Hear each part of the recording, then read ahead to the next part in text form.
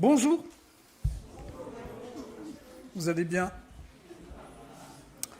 Alors, bonjour à toutes et à tous.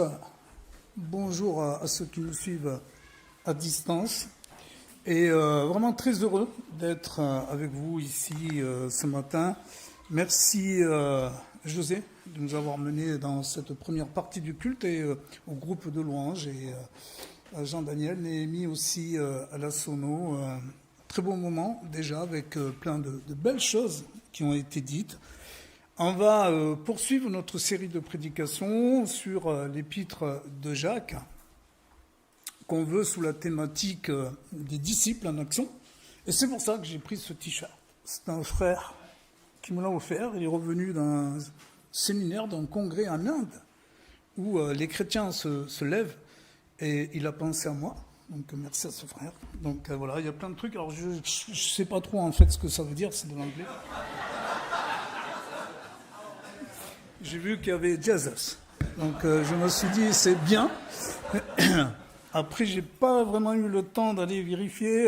Bon, c'est visiblement un institut de formation de disciples. Donc je pense que ça veut dire soumission, consécration, lien, quelque chose comme ça. Donc ça me plaît bien. Et donc voilà. Merci à ce frère. Et puis donc cette thématique autour du discipulat, on va dire. Donc, vite fait, quelques mots de contexte pour Jacques. Jean-Daniel, Néhémie, vous voulez que je prenne la zapette ou c'est vous qui, comme vous voulez? Sinon, je vais vous embêter à chaque fois. Super, merci. Et donc, l'épître de Jacques, c'est, on l'a déjà dit, je le répète un petit peu, c'est certainement l'écrit du Nouveau Testament le plus ancien. On le situe au milieu du 1er siècle. Et puis Jacques, selon la perspective qu'on prend, c'est le frère ou le demi-frère de Jésus. Et ça va être le principal responsable de l'église de Jérusalem. Donc il va adresser cette épître très certainement à cette communauté judéo-chrétienne qui est en train de se construire, de naître, de prendre de l'importance. Et il y a toute cette diaspora de juifs qui ont commencé à partir. Ils sont disséminés en Palestine, ils vont monter vers la Syrie, etc. Et donc ce sont ces judéo-chrétiens auxquels s'adresse donc Jacques. On a vu déjà avec José et Thiago, il y a déjà ces questions d'épreuve, de foi, de sagesse. Et puis il va y avoir cette notion de richesse et de pauvreté à laquelle Jacques tient beaucoup.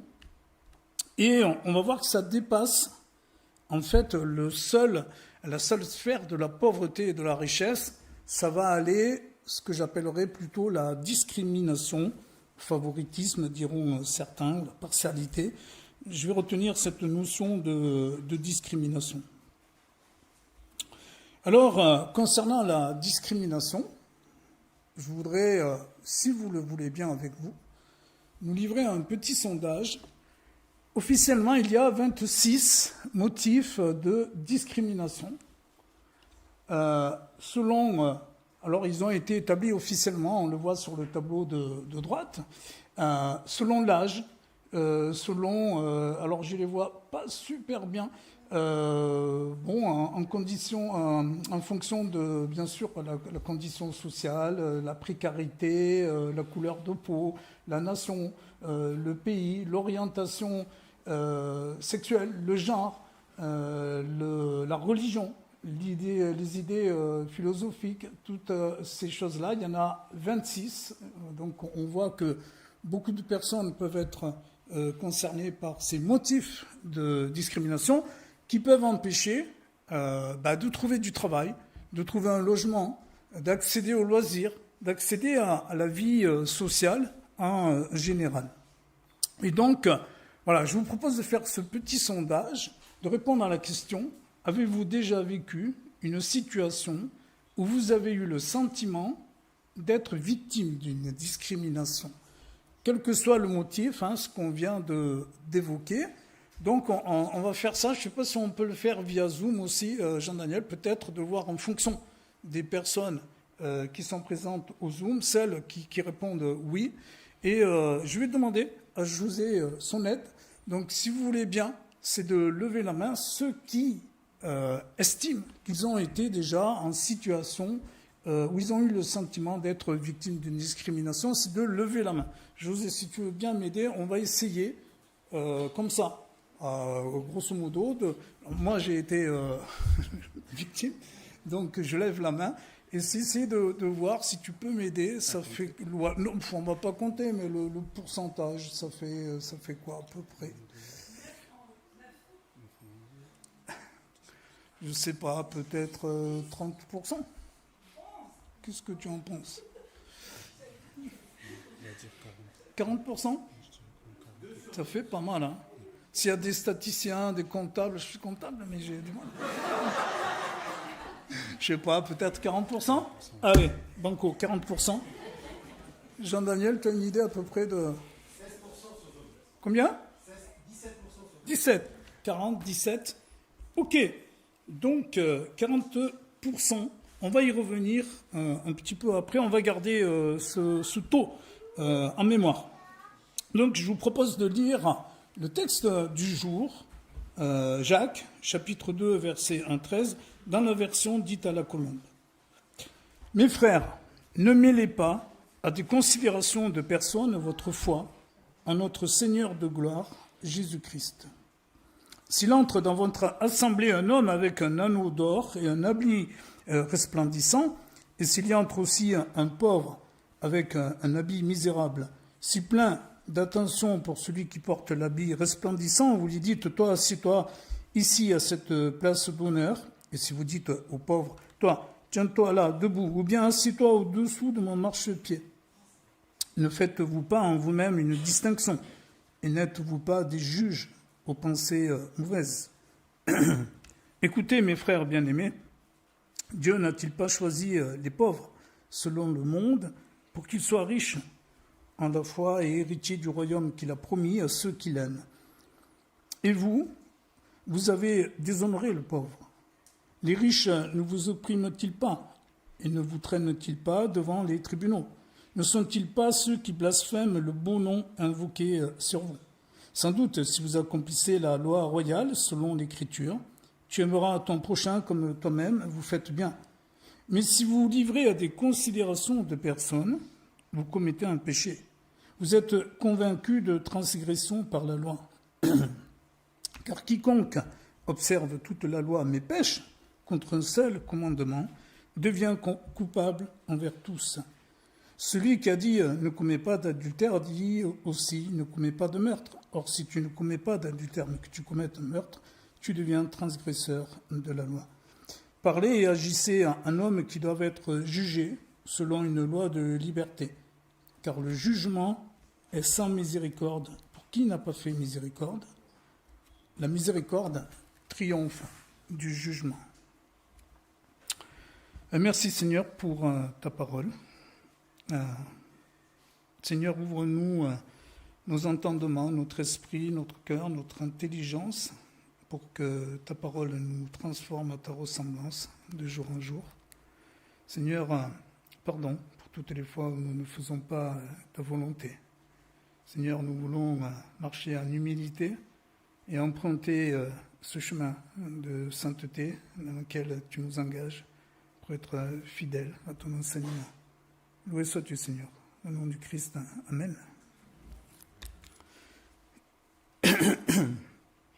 Alors, on va prendre ce premier point. On va essayer de voir ce que Jacques nous dit pour son auditoire à qui il s'adresse.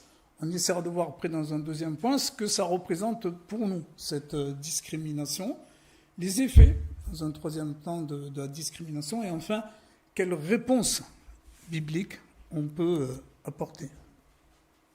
Alors, pour ces auditeurs, je l'ai dit, Jacques, ce thème de la pauvreté, de la richesse, de la discrimination est très important.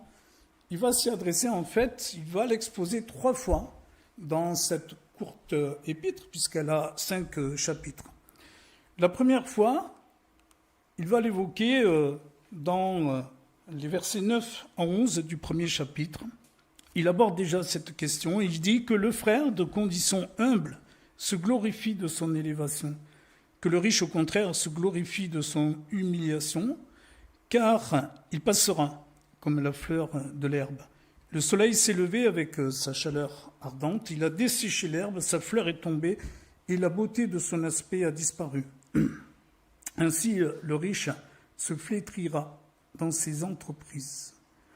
Donc ici déjà, Jacques va commencer à dire, à faire cette distinction entre pauvres et riches. Il encourage les pauvres à s'enorgueillir, à être fiers, parce que Dieu a un regard particulier.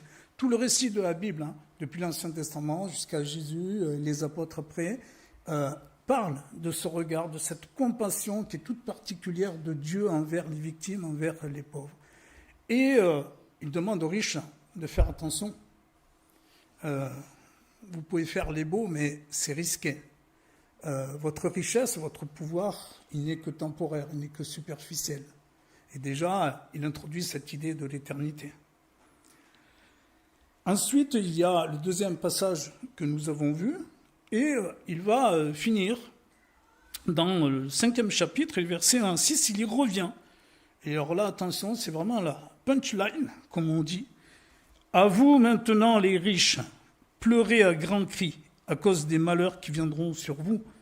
Votre richesse est pourrie, vos vêtements sont mités, votre or et votre argent sont rouillés.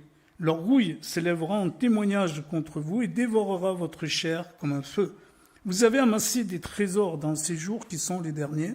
Voici le salaire des ouvriers qui ont moissonné vos champs et dont vous les avez frustrés crient. Et les clameurs des moissonneurs sont parvenus jusqu'aux oreilles des seigneurs des armées. Vous avez vécu dans les voluptés et dans le luxe. Vous avez rassasié vos cœurs au jour du carnage. Vous avez condamné, vous avez tué le juste. Il ne vous résiste pas. Donc là, Jacques, il va durement. Et en fait, c'est pas tant le fait d'être riche. Souvent, on peut avoir cette idée, Dieu condamne, il est contre la richesse. C'est pas ça. Là, ici, vraiment, ce qui met en avant, c'est le fait que des riches vont exploiter. Ils vont se comporter de manière honteuse. Ils vont exploiter ces ouvriers, ils vont même pas les payer. À l'époque, pas de sécurité sociale, il n'y a pas de chômage, il n'y a rien. Si vous n'avez pas de salaire, vous mourrez de faim. Et donc, c'est ce qu'est en train de dénoncer ici Jacques, et il est dur, il leur dit, votre jugement sera terrible. Et quand on reprend notre premier passage, le chapitre qu'on a vu, le chapitre 2, les versets 1 à 13, il va se servir de cette notion de pauvreté et de richesse pour mettre en avant le favoritisme ou la discrimination. Il commence avec ce verset 1, vraiment qui résume bien. « Mes frères, ne mêlez pas à des considérations de personnes votre foi en notre Seigneur de gloire, Jésus-Christ. » On a l'impression aussi, quand on lit ce passage, rappelez-vous, il y a le riche qui vient. Imaginez quelqu'un, il arrive, il garde sa Ferrari, il arrive ici avec le beau costume, tout ça. Et puis José, Thiago, Erwan, ils disent à Maud, tu dégages s'il te plaît, monsieur, si vous voulez bien là. Et puis Maud, si tu veux bien t'asseoir au pied de Thiago. C'est terrible. Donc on a l'impression que c'est quand même les responsables de l'Église aussi qui sont là, qui se rendent coupables de cette discrimination, de ce favoritisme. Et là, c'est vraiment le comble. Parce que ces chrétiens qui sont là sont déjà discriminés du fait qu'ils sont chrétiens. Le fait d'être chrétien à cette époque-là, c'est une condamnation, quoi. Vous n'avez plus de boulot, vous êtes exclus, et surtout dans ce milieu juif, quoi. Et donc, le fait que des frères, des responsables d'églises chrétiens viennent favoriser quelqu'un qui, sans doute, ne l'est pas, qui vient exploiter les frères, c'est quelque chose qui est terrible. Alors, cette notion de favoritisme, de discrimination aujourd'hui, qu'est-ce que ça veut dire pour nous aujourd'hui ? Donc, on voit les exemples que prend Jacques. Peut-être il ne nous parle pas trop, alors on va essayer d'explorer quelques pistes pour voir pour nous ce que ça veut dire. Donc déjà, quelques définitions. Si je prends le mot favoritisme dans le dictionnaire, Attribution de situations, d'avantages par faveur et non selon la justice ou le mérite. On voit souvent ça en politique, on appelle ça le népotisme. Donc on va pistonner, on va mettre dans des postes d'importance des gens qui ne le méritent pas vraiment, mais on va faire fonctionner le réseau, ils sont influents. Et puis discrimination, il y a plusieurs sens. Le deuxième qui est de séparer un groupe humain des autres en le traitant plus mal. Par exemple, la discrimination raciale qui amène à la ségrégation. Alors, dans notre texte aujourd'hui, je vous l'ai dit, on parle plus de favoritisme, mais le lien est quand même très étroit entre favoritisme et discrimination. On a fait ce sondage, près de 40%, si on ne se trompe pas avec José, avons eu ce sentiment d'être victimes de discrimination. Donc, c'est quand même quelque chose qui peut nous parler. La discrimination, c'est un délit condamné par la loi, on l'a vu. Qu'on vous juge différemment selon la couleur de votre peau, selon le pays d'où vous venez, selon votre situation sociale, selon votre âge, si une femme est enceinte, qu'elle va aller chercher du travail, etc., etc. Et on voit ici des statistiques. Alors moi, je ne les vois pas super bien de là où je suis, mais 12 500, je crois, crimes et délits à caractère raciste en 2022. Je crois que c'est 500 000 personnes qui déclarent avoir subi une injure raciste, 150 000 personnes ont subi une injure homophobe en fonction de leur orientation sexuelle, et 1,4 million de femmes une injure sexiste. Et donc on voit les taux, selon que vous vous appelez, j'ai de la chance, Alfred ou Mohamed, ben vous n'avez pas les mêmes chances de trouver du travail ou d'accéder à un logement. Et si vous êtes en situation de handicap, on le voit là aussi, les privations matérielles qui sont beaucoup plus fortes chez les personnes, par exemple, handicapées, ce ne sont que quelques exemples. Alors on a vu, nous ici, on s'est estimé à peu près à 40%, à peu près 20% côté Zoom. Il y a eu une enquête de l'INSEE qui a été faite entre 2019 et 2020. En moyenne, les Français s'estiment à 17% victimes de discrimination. Alors bien sûr, plus le panel est large et important, et plus on va avoir de différences. Si je fais ce même sondage au Sanitas, je n'aurai pas le même taux que si je vais à Neuilly, là où habitait notre ancien président Sarkozy. Donc voilà, ça s'équilibre un peu, et en fonction du lieu où on est, de l'endroit, du groupe, on va avoir des groupes qui vont être plus discriminés que d'autres. Alors, les effets de la discrimination, qu'est-ce que ça entraîne? Alors pour ça, je me permets de prendre mon témoignage. C'est mieux que je parle de moi, de ce que je connais, plutôt que des autres. J'ai levé la main en disant que j'avais été victime de discrimination. Sur plusieurs plans, on a vu les motifs. Aujourd'hui, si vous êtes une femme, célibataire, noire, homosexuelle, ça va être chaud. Moi, je suis fils d'immigrés espagnols. Et nous étions une famille de 7, une fratrie de 5, et je suis le premier à être né en France. Mais quand je suis né, en fait, je suis né espagnol. À cette époque-là, c'était le droit du sang. Et on considérait que mon sang était espagnol. Il a fallu que j'attende 16 ans, à l'âge de 16 ans, pour être naturalisé français. Et là, on vit déjà, parce que à cette époque-là, l'immigration, elle était blanche. C'était les Portugais, les Espagnols, les Italiens, les Polonais. Et on a le racisme blanc-noir, mais il y a le racisme blanc-blanc. En tant qu'Espagnol, j'ai quand même un peu souffert, quoi. On n'était pas les González, on nous appelait les Espagnols. Ce qui énervait un peu mes parents, quoi, qui ont fait d'énormes efforts pour pour s'assimiler à la culture française, parler en français, etc. Euh, donc ça, c'est premier motif de discrimination. On me faisait comprendre que je n'étais pas français. Alors c'était horrible pour moi parce que quand j'allais en Espagne, on me disait que je n'étais pas espagnol. Bon, alors j'avais cette double nationalité. Et puis, je vous l'ai déjà un petit peu dit, tout ça, mon père a eu des graves problèmes cardiaques. Il est tombé en invalidité, il ne pouvait plus travailler. Il est décédé quelques années après. Il ne restait plus que ma mère qui faisait des ménages un petit peu pour essayer de faire bouillir la marmite. Mais c'était Guichard, Daniel Guichard qui chantait dans Mon Vieux. Ce n'était pas la misère, mais ce n'était pas non plus le paradis. Donc, ma vie, ça a été pendant très longtemps de la grosse précarité, quoi. Voilà. Pour manger, pour s'habiller, tout ça. Pas mal. Donc, c'était pas facile. C'était pas facile, cette situation de précarité qui nous mettait en défaut. Et vraiment, j'ai vécu des situations humiliantes. Qu'on vous fait comprendre que vous n'êtes pas comme les autres. C'est le regard des autres. On ne peut pas se payer ce que les autres se payent. Et puis, dimanche dernier, avec le talent qu'on doit à Emmanuel, cette belle chanson, ne vous inquiétez de rien, de ce que vous mangerez demain. Mais nous, on ne savait pas ce qu'on allait manger le lendemain. Et voilà, c'était compliqué. Une belle chanson de foi. Mais je n'étais pas chrétien. Moi, la parole de Dieu, je l'ai découverte à l'âge de 40 ans et je me suis fait baptiser à 41 ans. Je n'ai pas fait le même chemin qu'Héloïse. Donc, voilà, vous devinez, j'ai déjà un vieil âge.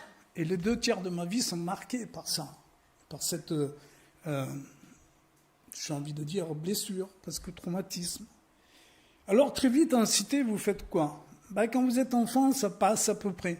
Et puis après, dès que vous êtes mélangé dans d'autres circonstances, vous n'êtes pas habillé comme les autres. Vous ne mangez pas comme les autres. Vous n'avez pas la même façon de parler, les mêmes codes, même conduite. Et donc, tout ça, ça vous choque, ça vous blesse. Et pour moi, c'était une leçon d'injustice. Je trouvais que ce n'était pas normal. Donc, il y avait ces discriminations vraiment personnelles, privées, où on me faisait comprendre que j'avais pas la bonne origine, j'avais pas le bon nom, j'avais pas le bon aspect social. Et je pouvais pas me payer de vélo, je pouvais pas me payer de mobilette, je pouvais pas m'acheter de livres, je pouvais pas acheter, à l'époque c'était des disques. Vous n'avez pas connu ça, les jeunes? Non, on avait des disques avant. Voilà. Alors, qu'est-ce qu'on faisait en cité? On disait, ok, la société met tout ça devant nous, elle nous l'offre, allez-y, mais on n'a pas droit. On met une petite claque sur nos mains. Non, pas toi. Alors on dit, puisqu'on ne peut pas, on va le prendre de force. Et j'ai sombré comme ça dans la délinquance. Je volais beaucoup. Dans les magasins, les épiceries, l'alimentaire, on volait tout ce qu'on pouvait, des vélos, des mobilettes.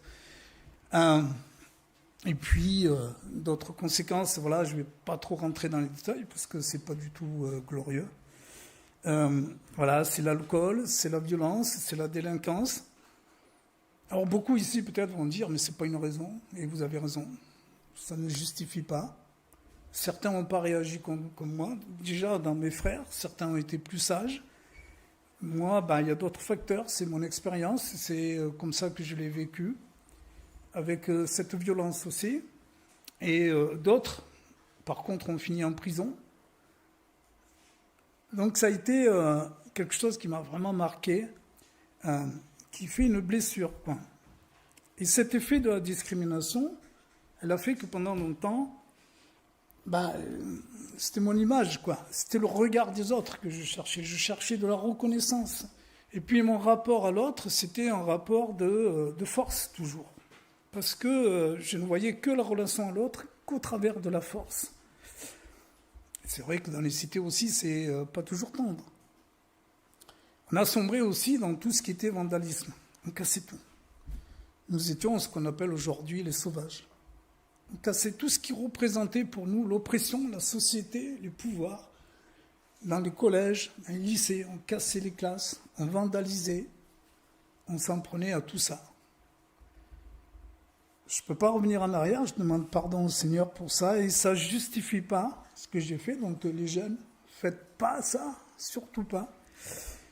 Voilà, jusqu'au bac, j'ai poursuivi, malgré tout les études, très heurté. Jusqu'au bac, j'ai fait 5 établissements différents. Chaque année, on me virait.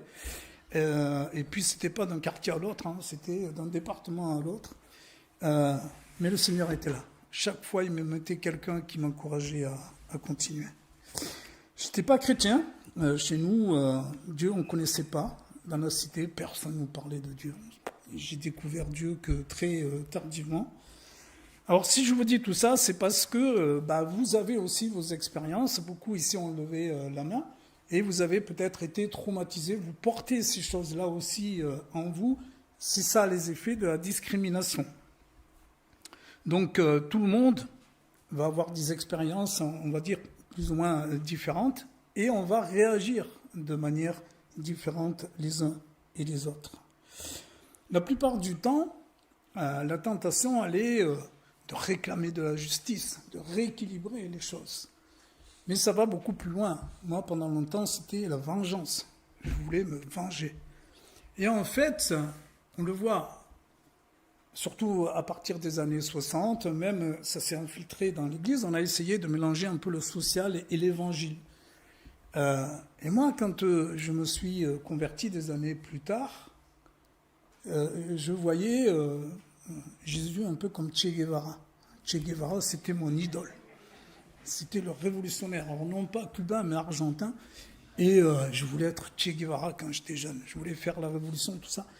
Et voilà, je voyais Jésus. Et puis, la communauté noire peut se faire son Jésus à la Malcolm X ou à MLK.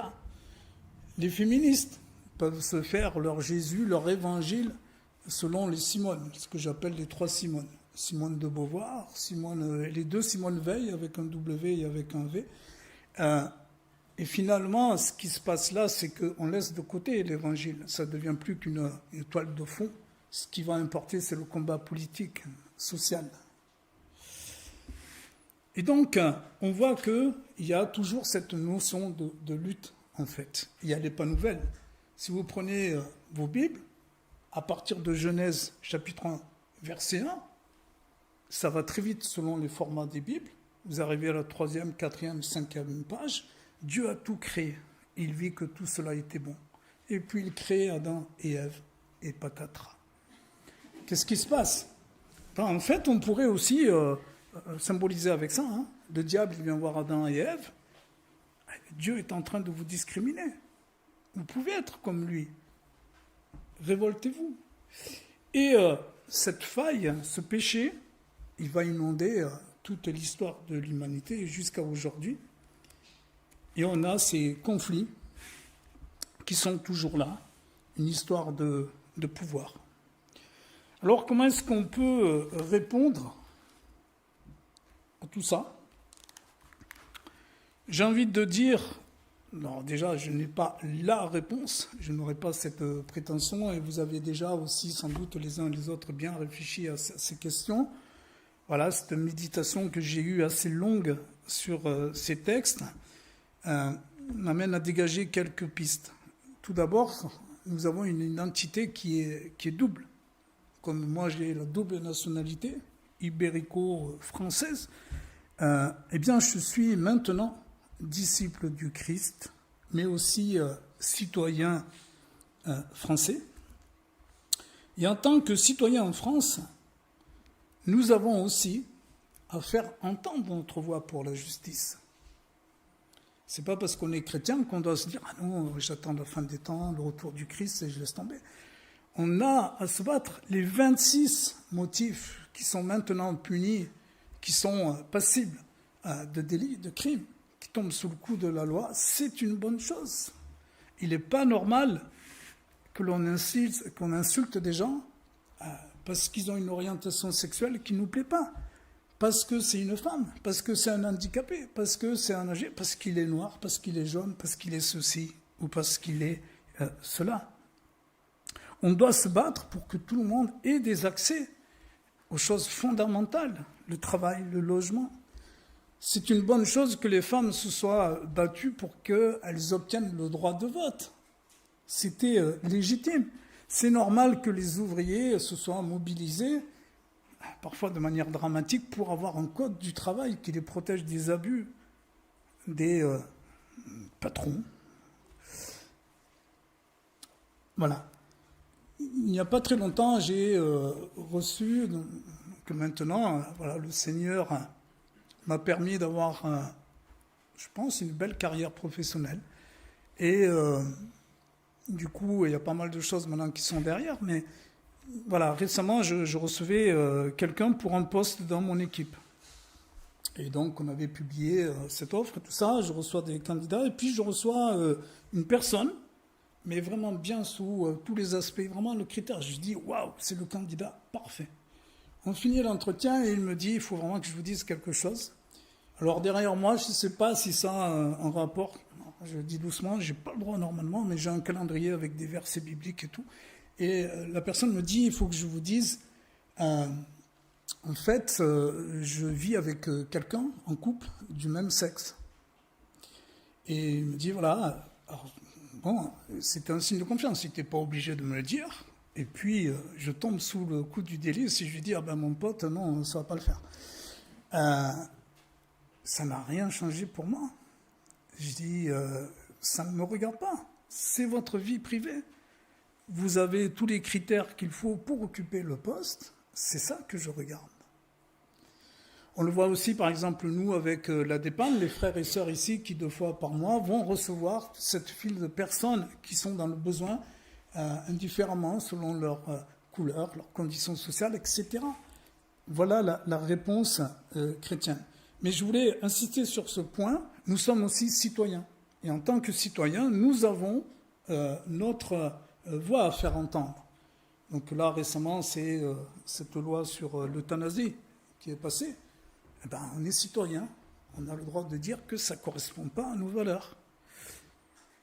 Et quand c'est une question de justice, on a à se prononcer sur ces conditions de justice. Et on a notre identité chrétienne.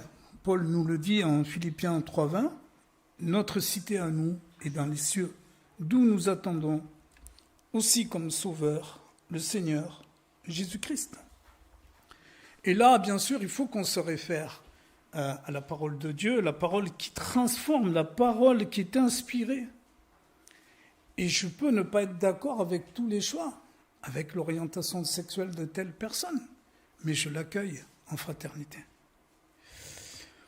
Alors, on voit avec cette épître de Jacques aussi 2 orientations fortes. On l'a vu, il nous dit d'abord, si tu es en position de richesse ou de pouvoir, alors attention, on peut des fois être en situation de pouvoir sans forcément être riche. Je peux avoir du pouvoir sur des gens, sur des personnes autour de moi, sans que je sois forcément riche. Mais voilà, on peut faire l'amalgame entre les deux. Et là, la parole, on l'a vu, ce que Jacques nous dit, faites attention. Parce que là, la tentation est grande de discriminer. Parce que j'ai du pouvoir, parce que j'ai la richesse. Et même plus que ça, même si je suis en position de pouvoir ou de richesse, et que je ne discrimine pas forcément, Jacques va aller plus loin. En 4,17, il va dire « Celui qui sait faire ce qui est bien et qui ne le fait pas, commet un péché. » Si j'ai le pouvoir d'aider le frère et que je le vois dans le besoin et que je le laisse dans le besoin, je commets un péché. Et au contraire, si tu es dans une situation de pauvreté ou une situation de victime de discrimination, là vraiment c'est d'encourager. Pendant longtemps, ce qui, moi, m'a travaillé, traumatisé, c'était le regard des autres. Je voulais qu'on me reconnaisse, je voulais me battre pour dire « Waouh, j'existe, j'ai le même droit que les autres ». Maintenant, ce qui m'intéresse, c'est le regard de Dieu. Et Dieu te dit, si tu es en situation de discrimination, de pauvreté, on l'a vu avec l'évangile de Matthieu, quand on a fait toute cette série sur les prédications sur le sermon sur la montagne, il y a vraiment sur ceux qui sont pauvres, ceux qui sont pauvres en esprit, verront le royaume des cieux. Donc, il y a vraiment le fait de regarde comment Jésus, comment Dieu te regarde et non pas comment les autres te regarde. Il y a ce magnifique verset que je trouve aussi en Ésaïe 43, 4. L'Éternel parle à son peuple et nous faisons partie de ce peuple-là. Il dit cette phrase magnifique, « Tu as du prix à mes yeux, tu es honoré et je t'aime. » Amen. Jacques nous délivre aussi un secret. Là, c'est la séquence que j'appelle escape game biblique. Si j'y arrive. Escape game biblique. Je ne sais pas si vous avez déjà fait ça, j'ai découvert ça il y a un moment. Donc, il faut trouver la sortie. Et donc, il y a des clés, des indices. Et donc, Jacques va nous donner aussi une clé pour comprendre un peu la problématique. Alors, je vais vous éviter le travail. Au milieu du passage qu'on a vu, de 1 à 13, au verset 8, il nous dit « Accomplissez la loi royale selon l'Écriture. Tu aimeras ton prochain comme toi-même. » C'est quoi cette loi royale? C'est la voie par excellence que le Seigneur donne, que Dieu donne. C'est la loi qui vient du souverain suprême lui-même. Jésus va la reprendre. Donc, cette loi, tu aimeras ton prochain, on la retrouve déjà dans l'Ancien Testament, dans Lévitique, et Jésus va la reprendre en Matthieu 22, 37 à 40. Tu aimeras le Seigneur ton Dieu de tout ton cœur, de toute ton âme, de toute ta pensée, le premier, le plus grand commandement, et voici le second qui lui est semblable. Tu aimeras ton prochain comme toi-même. De ces deux commandements dépendent toute la loi et les prophètes. Aimer son prochain est le cœur de la loi morale. Et c'est cet épisode où il y a le docteur de la loi, le bon samaritain, qui vient le voir et en plus il lui tend cette question un peu piège, mais c'est qui mon prochain? Eh bien pour nous aujourd'hui, notre prochain, c'est celui que nous aurions tendance à discriminer parce qu'il n'est pas comme nous. Ça me choque comme il est habillé, ça me choque son orientation sexuelle, ça me choque que ce soit une femme qui fasse ça, ça me choque son âge. Voilà. Toutes ces personnes-là, où on n'est pas enclin à aller envers elles, eh bien, ce sont nos prochains. Je vais terminer, ça passe assez vite. Allez, on y va. Le deuxième indice dans notre escape game, la deuxième clé, c'est que cette première clé de la loi royale nous amène à cette loi de liberté. C'est-à-dire qu'il ne suffit pas aussi que je vous dise « c'est pas bien, les amis, de discriminer ». Tout le monde me dire « oui, tu as raison, Alfred ». Voilà, là on peut tomber dans la religion, dans le code moral, ce qu'on doit faire avec nos propres efforts. Le souhait d'obéir au Christ, c'est une chose. La capacité à mettre en application, en œuvre, l'enseignement du Christ, ça n'est une autre. Et c'est là qu'on aura, bon là je ne m'attarde pas là-dessus, c'est pas aujourd'hui, on n'a pas le temps, c'est ce que Jacques, on va lui reprocher, qui va faire polémique, quand il va parler de la foi sans les œuvres. Et il va finir en 2,26 en disant « Comme le corps sans âme est mort, de même la foi sans les œuvres est morte. » Donc, nous avons un effort à faire, mais par nous-mêmes, c'est compliqué. J'ai dit, toute l'histoire de l'humanité, elle est marquée par ça, la discrimination, la lutte. Et donc, ce que nous avons besoin, c'est du Seigneur, d'orienter nos images, nos regards, nos visages vers Jésus. Jésus est venu pour initier un royaume, ce royaume de Dieu, ce royaume des cieux. Il nous invite à y entrer, mais avec des cœurs nouveaux. Alors là, je m'adresse surtout aux jeunes. Comment est-ce qu'on peut avoir un cœur nouveau? Comment est-ce qu'on peut arriver à cette relation avec Jésus? Il n'y a rien de mystique, il n'y a rien de magique. Et Louise nous l'a bien expliqué dimanche, c'est cette rencontre. C'est de reconnaître que nous avons besoin de Jésus, de ce sacrifice à la croix. Et dès lors qu'on implore ce pardon, qu'on demande à Christ, il ouvre ses bras et il nous donne son esprit qui va travailler en nous, qui va nous aider à nous faire cheminer sur ce chemin de liberté, Parlez, agissez un homme qui doit être jugé selon une loi de liberté, nous dit-il en 12-13, car le jugement est sans miséricorde pour qui n'a pas fait miséricorde. La miséricorde triomphe du jugement.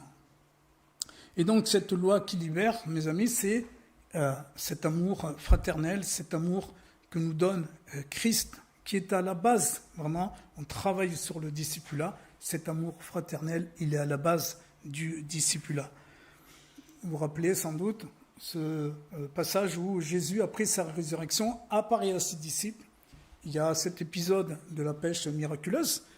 Jésus rencontre ses disciples, et puis il va manger avec eux après cette pêche miraculeuse, et il va prendre Pierre à part, et 3 fois il va lui dire « m'aimes-tu ? M'aimes-tu ? M'aimes-tu » Et ces 3 fois nous renvoient au triple reniement de Pierre.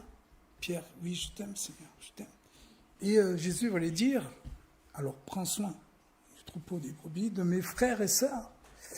Et il va finir en lui disant, suis-moi. Et là, on a vraiment la base du discipulat. Et Jésus s'adresse à chacun d'entre nous ici, qu'on ait déjà fait ce pas ou qu'on ne l'ait pas encore fait. Jésus s'adresse à chacun d'entre nous. M'aimes-tu ?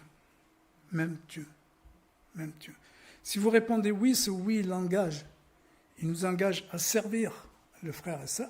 Il nous engage à servir le prochain, qu'il n'ait pas la couleur qui est la nôtre, qu'il n'ait pas l'identité sociale qui est la nôtre, qu'il n'ait pas l'orientation sexuelle qui est la nôtre, qu'il n'ait pas l'âge, qu'il n'ait pas l'handicap, etc. M'aimes-tu ? Christ demande à chacun d'entre nous, m'aimes-tu ? Si tu aimes le Seigneur, alors suis-le, suis son enseignement. Amen. Demandez au groupe de louanges de nous rejoindre et je vais terminer par la prière.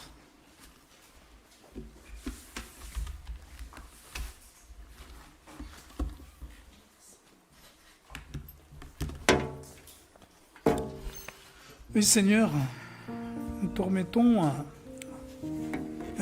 tout ce que nous sommes, nos défaillances, toutes ces fois où nous ne faisons pas ta volonté, où tu vois tout ce qui peut nous freiner, ces épreuves, les traumatismes, les blessures, parfois encore ouvertes.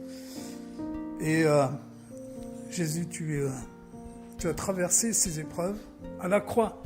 Tu as pardonné ceux qui t'avaient plus que discriminé, ceux qui t'ont martyrisé, torturé. Tu as dit, Père, pardonne-leur. Seigneur, voilà. Si tu es en position de victime de discrimination aujourd'hui, regarde au Seigneur. Regarde à Christ. Il te transformera. Et si tu es en position de pouvoir, si tu as un petit peu plus de richesse que les autres, regarde là aussi à Christ. Que faisons-nous de nos biens, de ce que nous avons? Comment est-ce que je peux aider le frère et sœur qui est dans la difficulté?